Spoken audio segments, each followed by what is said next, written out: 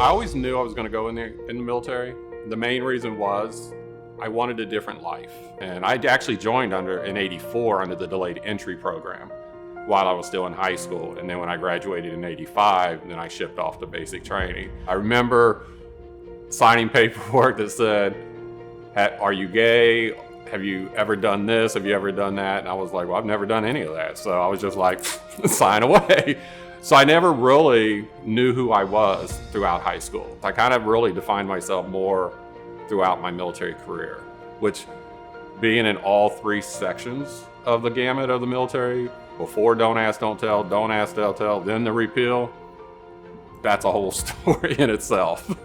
When I got to my first duty station and all that in the 80s, you couldn't, all the talk about gay people, and it was still even very racial too. And what I found funny at that time, the Army has their Army values they want you to live up to, but yet you can't live up to them because they want you to lie about who you are, they want you to lie about what you do.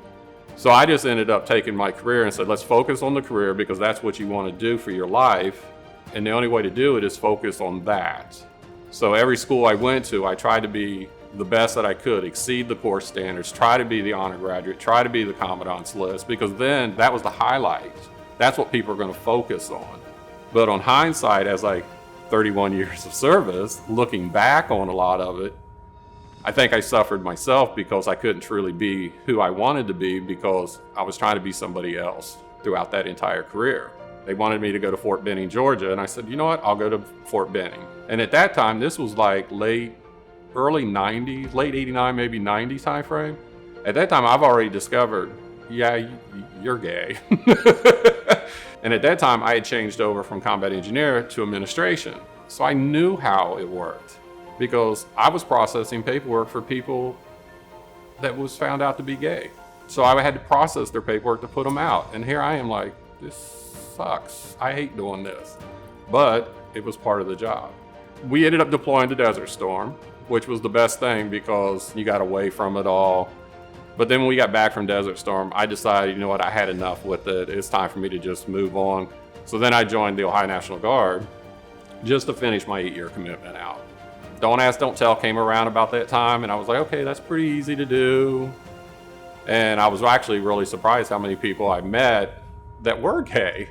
And a lot of people I worked for in the Guard, they knew who I was. They didn't care. And then in '99, I got offered the opportunity to go back full time in the military. I was very hesitant at first because I was like, could I be who I really am? Or am I gonna have to play this gamut again? So I ended up doing it and then finished out, my career. And it was the best thing I ever did because I could truly be who I wanted to be.